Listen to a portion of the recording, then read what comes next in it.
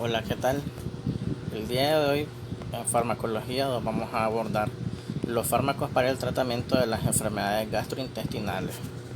El objetivo de esta clase es que ustedes aprendan todos los fármacos cuyo principio activo va a ayudar a solucionar los padecimientos gastrointestinales más frecuentes y aquellos que se encuentran en la lista nacional de medicamentos del MINSA de nuestro país, la República de Nicaragua. Aquí van a aprender la dosis, las presentaciones, algunos mecanismos de acción, los efectos adversos, para quién están indicados y para quién están contraindicados. Entonces comenzamos con la enfermedad acidopéptica.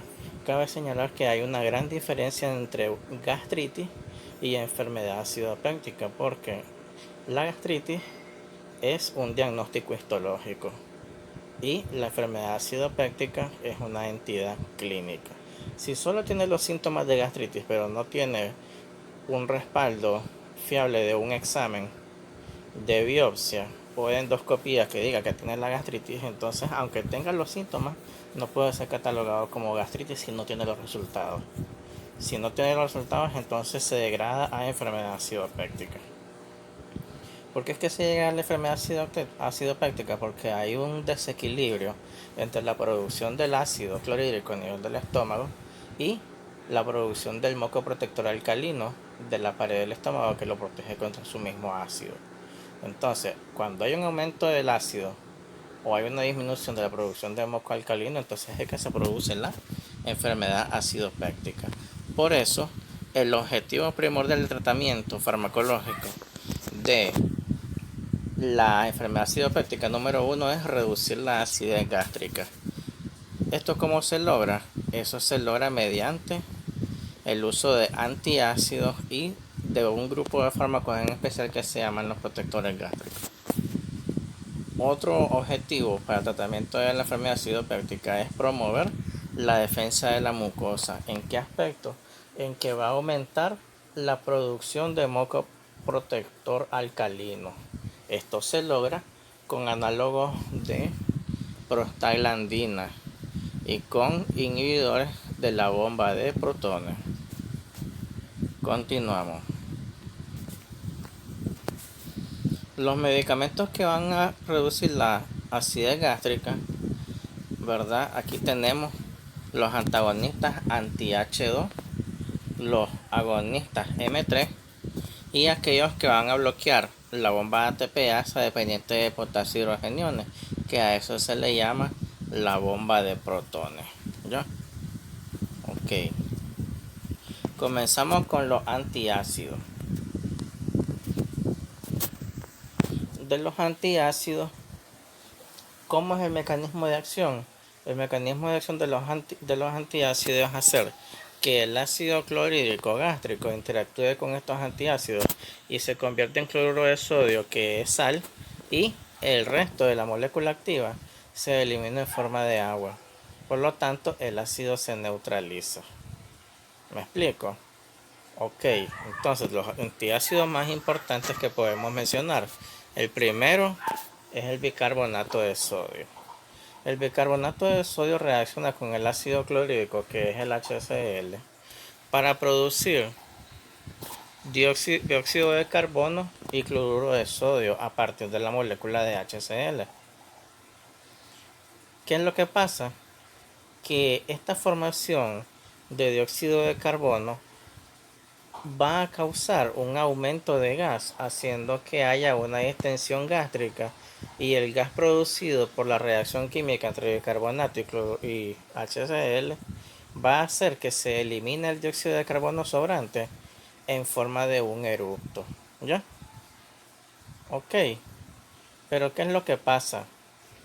Que también se va a producir una liberación del ion bicarbonato. Ese ion bicarbonato va a causar, si este medicamento se bebe diario, va a producir con el tiempo una alcalosis metabólica por la acumulación de los iones bicarbonato, que son reabsorbidos también a nivel de túbulo contorneado proximal. ¿Ya? Entonces, el uso prolongado de bicarbonato de sodio como antiácido va a producir una alcalosis metabólica. el cuerpo va a responder ante esta alcalosis aumentando el número de la frecuencia respiratoria con el objetivo de causar una hipercapnia. Entonces el paciente va a tener una acidosis respiratoria compensatoria en respuesta a la alcalosis metabólica. O sea que ahora va a tener un trastorno ácido base mixto porque va a tener una alcalosis metabólica más una acidosis respiratoria compensatoria. ¿Me explico? Y eso se traduce en una sensación de cansancio, agotamiento, taquipnea, ¿verdad? Y un aumento de la presión parcial de dióxido de carbono arriba de 40, ¿ya? Y por lo tanto, una disminución del pH en respuesta al aumento provocado por el ion bicarbonato. Aparte de eso, el cloruro de sodio provocado por la reacción entre bicarbonato de sodio y HCl puede hacer que ese exceso de cloruro de sodio empeore un estado hipertensivo. También empeore una retención de líquidos que puede ser fatal para casos de insuficiencia cardíaca e insuficiencia renal. Continuamos.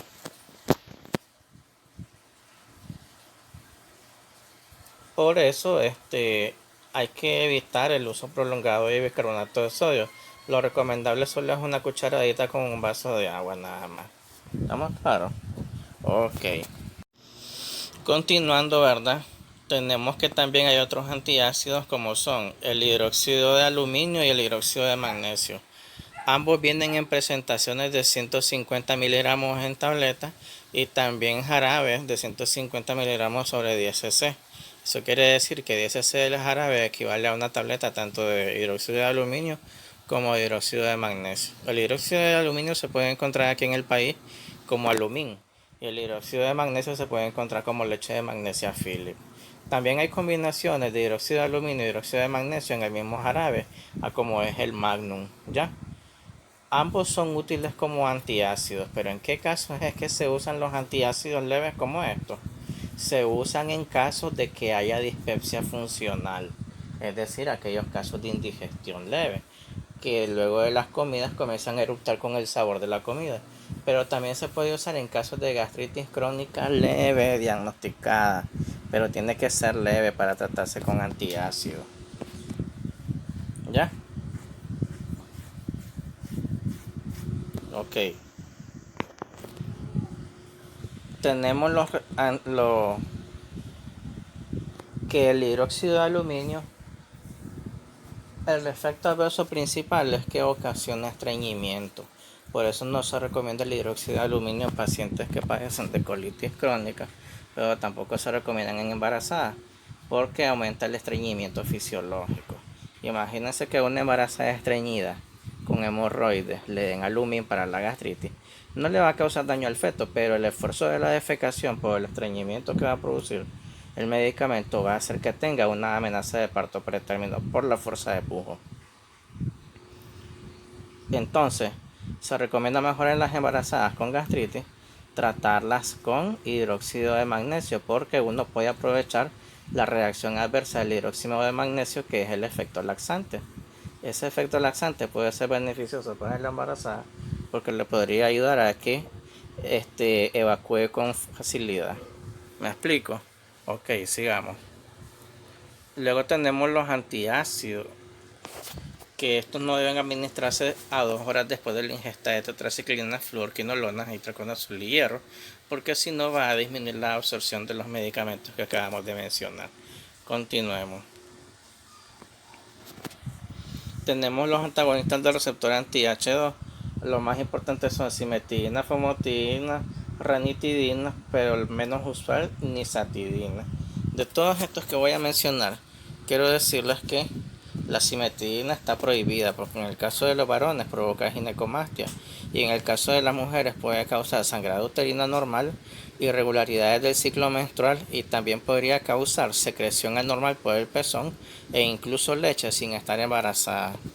En el caso de la ranitidina no se recomienda en el embarazo. En el caso de la famotidina las mismas contraindicaciones. Y la nisotidina no hay mucho que decir de ella. ¿Ya? Ambas con una biodisponibilidad del 50% y una vida media de 1 a 4 horas.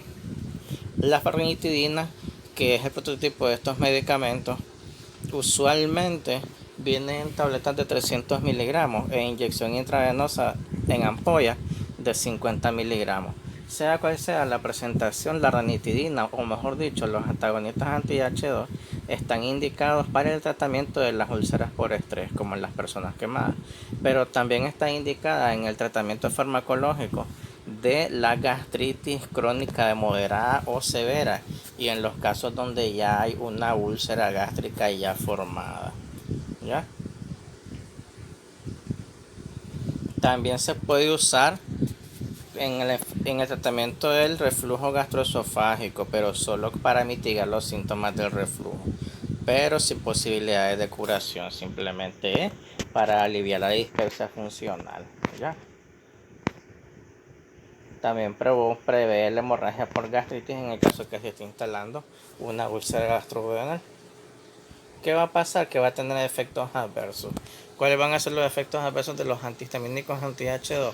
Confusión, alucinaciones y menos frecuente agitación. En el caso de pacientes de edad avanzada, hay que tener cuidado porque hay que calcularlo según la creatinina, la dosis. ¿Ya? Ok. En el embarazo y la lactancia, ¿qué puede pasar? No se debe administrar en mujeres embarazadas porque cruzan la barrera hematoplacentaria, lo cual quiere decir que el bebé puede llegar a tener una depresión del sistema nervioso. Y eso se va a traducir en que pueda tener un retardo en el crecimiento psicomotriz posterior al nacimiento. Igual, verdad, como es un medicamento que atraviesa la barrera de la placenta, igual puede eliminarse por la vía de la leche. Entonces hay que planificar bien ese aspecto porque el medicamento puede pasar a través de la leche. Otros efectos, ¿verdad?, son las discrasias sanguíneas, la bradicardia y en el caso de la infusión intravenosa podría provocar una hipotensión a través del bloqueo de los H2 cardíacos. Ahora, en cuanto a las interacciones medicamentosas, se prohíbe la combinación de cimetidina y en especial ranitidina con todos aquellos medicamentos que son propanolol, labetalol, metoprolol y antidepresivos tricíclicos porque pueden causar una caída súbita de la presión arterial y causar un shock neurógeno.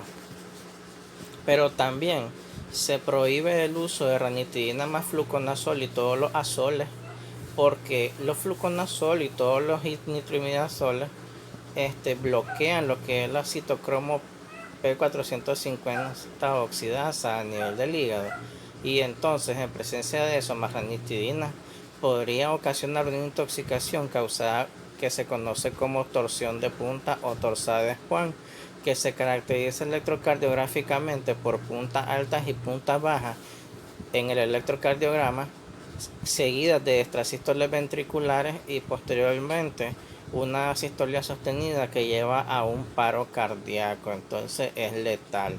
Ranitidina más fluconazol produce la torsión de puntas que es totalmente fatal. Hablando de los inhibidores de la bomba de protones, podemos decir que estos medicamentos, los principales y más representativos son el omeprazol, lansoprazol, pantoprazol, esomeprazol. ¿Ya? La mayoría se utilizan por vía oral, pero hay algunos, ¿verdad?, que vienen por la vía parenteral, como en el caso del lansoprazol, que viene en ampollas de 10 miligramos. ¿Ya? Pantoprazol. La vida media usualmente es corta, pero algunas preparaciones puede llegar a durar el efecto hasta 12 horas, ¿ya? Porque una vez añadido en el sitio de acción tienen una duración prolongada de hasta 12 horas. En ellos, a dosis convencionales pueden bloquear la bomba de protones en un 90 o un 98% de la secreción ácida de 24 horas. Por eso es que ellos son tan efectivos, ¿ya? Ahora, ¿cuáles van a ser los principales usos para considerar el uso de inhibidor de bomba de protones? Primero, la enfermedad por reflujo gastroesofágico, ¿ya?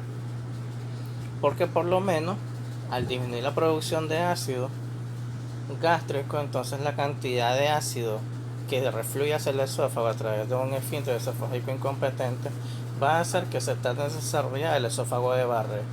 Y como nosotros sabemos, la complicación del esófago de Barré es una lesión precancerosa que podría predisponer a un adenocarcinoma de esófago. Entonces ese es el objetivo de tratar con omeprazol la enfermedad por reflujo gastroesofágico. También se utiliza como tratamiento de elección en la úlcera péptica ya establecida, porque al inhibir la producción de ácido gástrico le estamos dando chance a la úlcera de que cicatrice mientras disminuye la producción de ácido, porque si la producción de ácido está activa,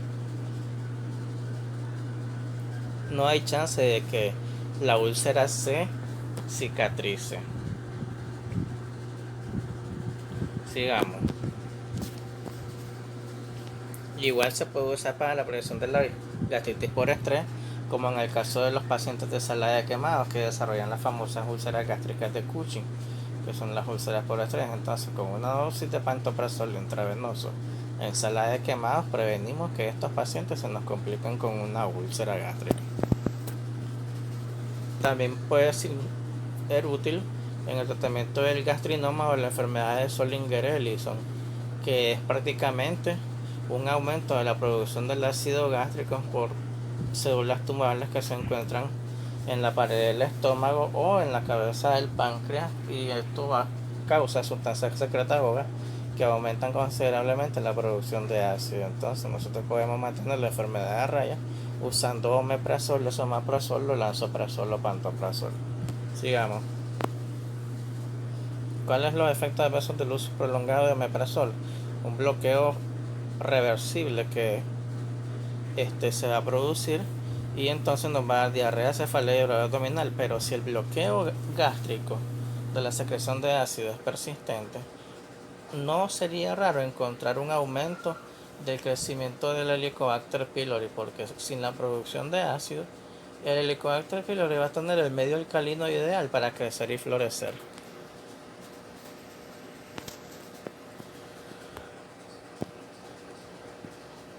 Si el paciente es epiléptico y toma diazepam o fenitoína, el omeprazol puede disminuir el efecto anticonvulsivante. Entonces prácticamente la persona va a convulsionar porque el omeprazol está interfiriendo con el efecto anticonvulsivante.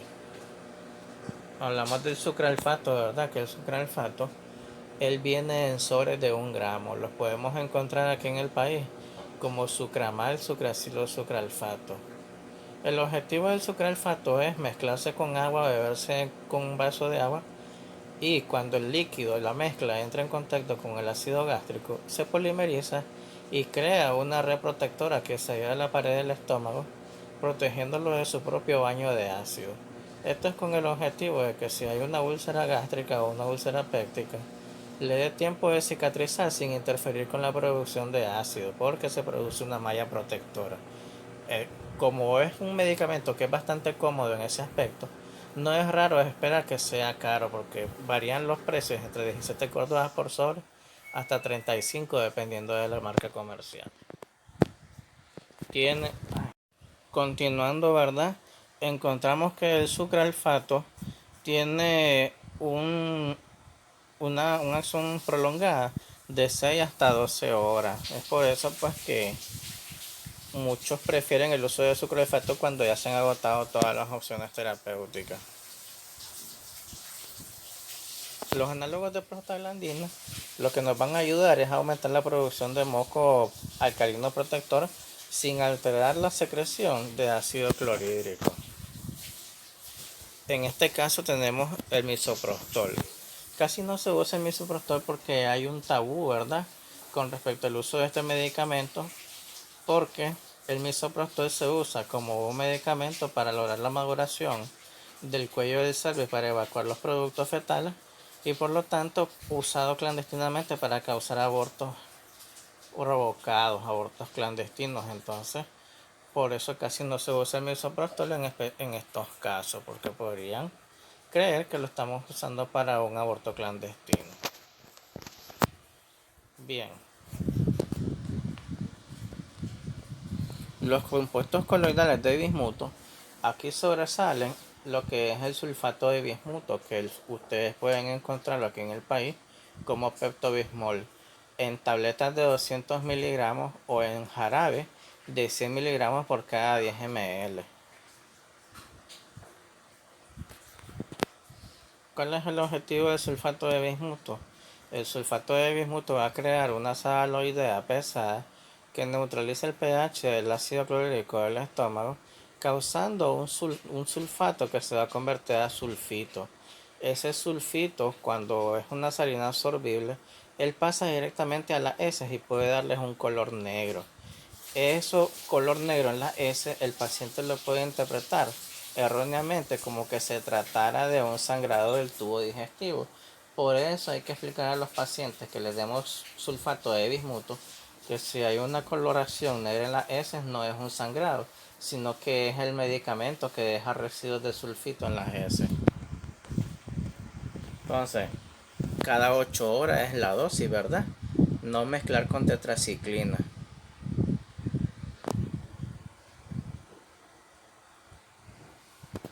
Dejando los medicamentos aparte para la enfermedad ácido péptica, nosotros tenemos los estimulantes de la motilidad gástrica. ¿Esto para qué se usa? Se usa en aquellos casos en que el tubo digestivo disminuye la motilidad. Entonces vamos a tener un esófago perezoso, un estómago perezoso e incluyendo un intestino perezoso donde los movimientos peristálticos están disminuidos, los movimientos de vaciado gástrico están disminuidos, los movimientos peristálticos intestinales están disminuidos de velocidad. Por lo tanto vamos a tener reflujo, vamos a tener distensión abdominal con cólicos e incluso vamos a tener un hilo paralítico. Entonces, aquí de los que más sobresalen van a ser los estimulantes, en este caso los medicamentos del grupo que se llaman procinéticos. ¿Por qué? Porque promueven el movimiento del cinetismo intestinal. Aquí encabeza la lista la metoclopramida, que la podemos encontrar en tabletas de 10 miligramos y en ampollas de 10 hasta 40 miligramos. El objetivo de la metoclopramida es bloquear los receptores DOPA2 y agonizar los receptores de la 5-hidroxitriptamina 4, que es la que tiene la acción procinética. Por lo tanto, ¿cuáles van a ser las indicaciones para usar la metoclopramida?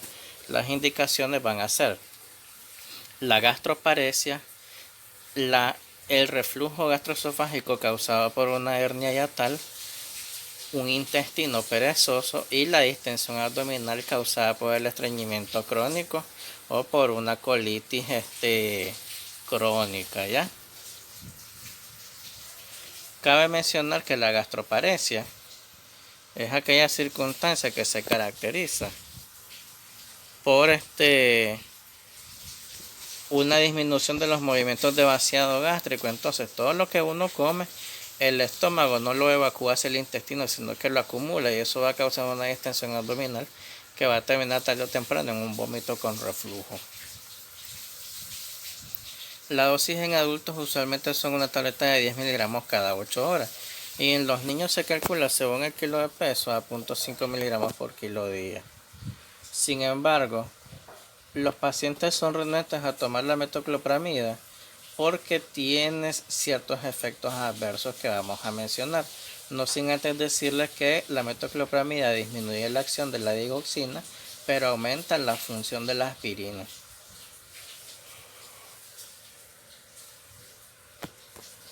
Y parte de esos efectos adversos van a ser los síntomas extrapiramidales que se van a caracterizar por una sensación de sedación, somnolencia, taquicardia, ansiedad, depresión, aún con dosis terapéutica.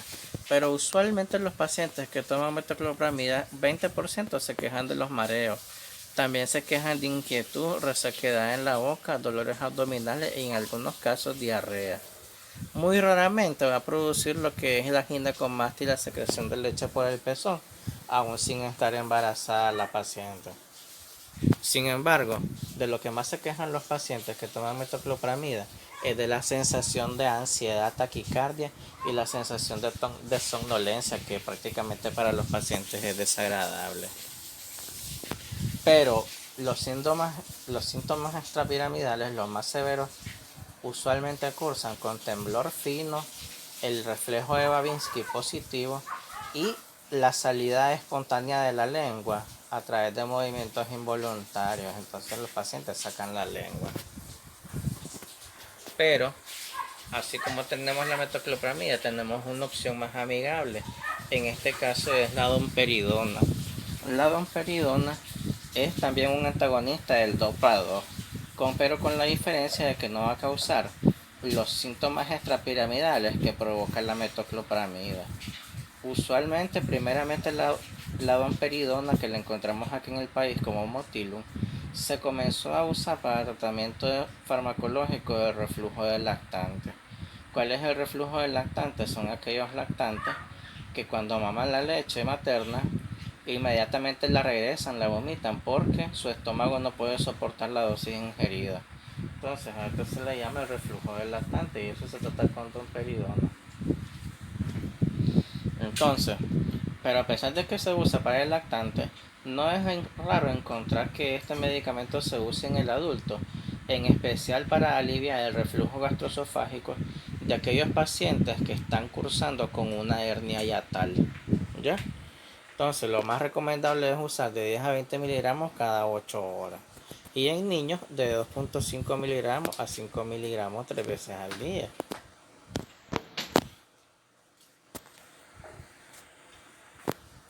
Los laxantes. Los laxantes son todos aquellos medicamentos que nos van a aumentar el volumen de la S o la frecuencia de la S. ¿Ya? Entonces nos los clasificamos en formadores de masa, lubricantes, osmóticos y estimulantes por contacto.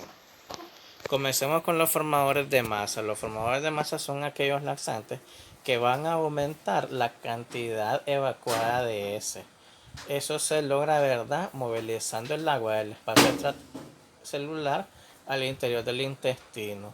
Los más representativos son las fibras vegetal, que es la celulosa, y extractos de alga marina del género Psyllum, que se conoce como metamucil aquí en el país. Se administra en forma de refresco 2 veces al día. La única contraindicación son los pacientes con obstrucción intestinal. También está el docusato de sodio y la glicerina. Vamos a hacer hincapié en la glicerina porque la glicerina está presente en forma de supositorio de glicerina. Esto se administra por vía intrarrectal y entonces provocan que la S salga lubricada y con mayor cantidad de agua. Entonces se usa bastante en los lactantes y ancianos. Sin embargo, el uso repetido de glicerina puede acostumbrar al cuerpo a que le estemos lubricando la S y después no va a poder evacuar por su cuenta. Entonces lo estamos volviendo perezoso. Pero también el uso de glicerina prolongado puede causar lo que es la irritación anal. Dentro de los lubrificantes, ¿verdad?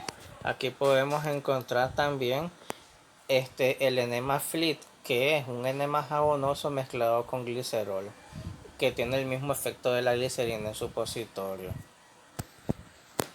Los laxantes osmóticos son aquellos laxantes cuyo mecanismo de acción es la ósmosis, porque es una sustancia con alta osmolaridad que va a jalar agua de donde hay menor osmolaridad a donde hay mayor osmolaridad. Y entonces el agua presente en la luz intestinal va a aumentar, lo que va a hacer que las heces aumenten de volumen y disminuyan la consistencia. Por lo tanto, sean más fáciles de evacuar. Aquí los más llamativos son el carbonato, que ustedes conocen como carbonal, el carbón activado, y azúcares irreductibles como la lactulosa, el sorbitol y el lactitiol. ¿Ya?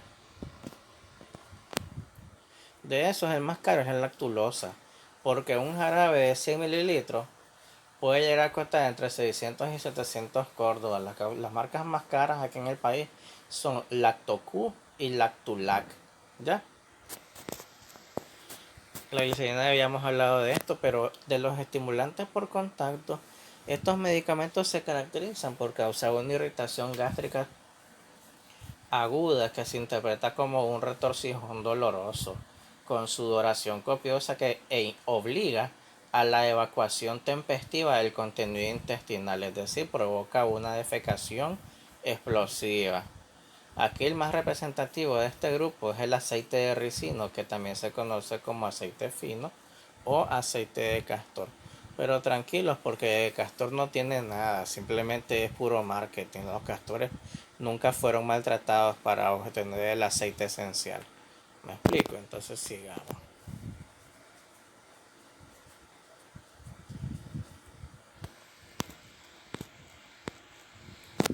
Antidiarreicos. Los antidiarreicos es lo contrario de los laxantes.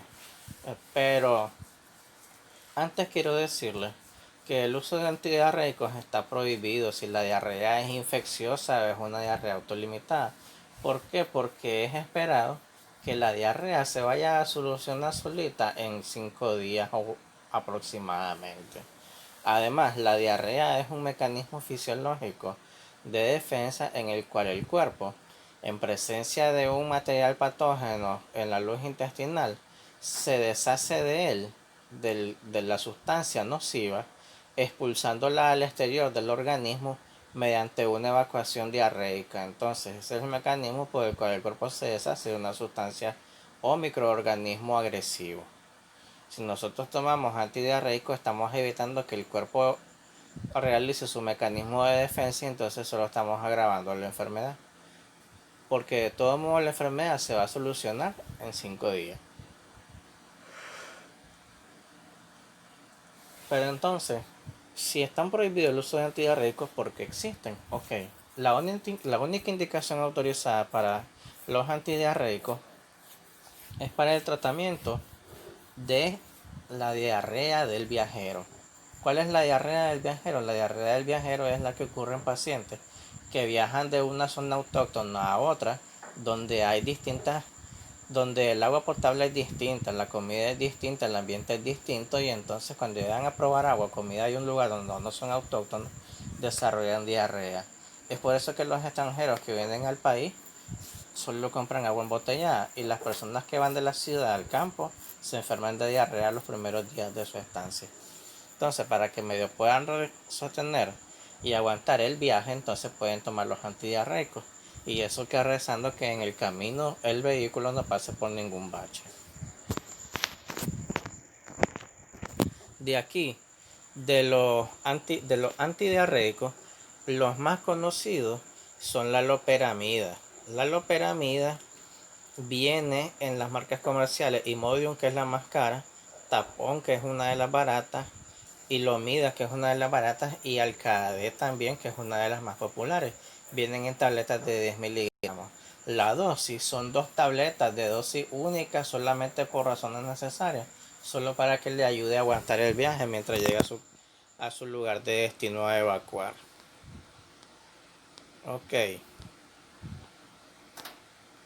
Las enzimas digestivas. Las enzimas digestivas están preparadas como un medicamento de soporte en aquellos pacientes que hayan sido colecistectomizados y que no puedan digerir la grasa. Aquellos pacientes que hayan sido operados del páncreas y no puedan digerir las proteínas. Aquellos pacientes, ¿verdad?, que son seniles y que la producción de enzimas digestivas ha disminuido y que por lo tanto necesitan medicamentos de soporte. Entonces, las enzimas digestivas vienen acomodadas en una graya de 400 miligramos con el objetivo de mejorar la digestión de las grasas, la proteína, especialmente la R, y en algunos casos mejorar la digestión de los carbohidratos, en especial de la lactosa, porque hay enzimas digestivas para pacientes que son intolerantes a la lactosa, porque este medicamento puede tener la lactasa pues unida a la fórmula magistral del medicamento. Entonces, aquí las que hay en el país son dos, Encitrol y Encipride. Encipride es la más cara porque es de laboratorios Merck, y la más barata es Encitrol, que es de laboratorios Refanic. Eso es todo lo que les tenía que enseñar por hoy. Espero hayan disfrutado la sesión. No antes desearle verdad éxito en sus asignaciones y invitarlos a que hagan la tarea en la plataforma. Gracias.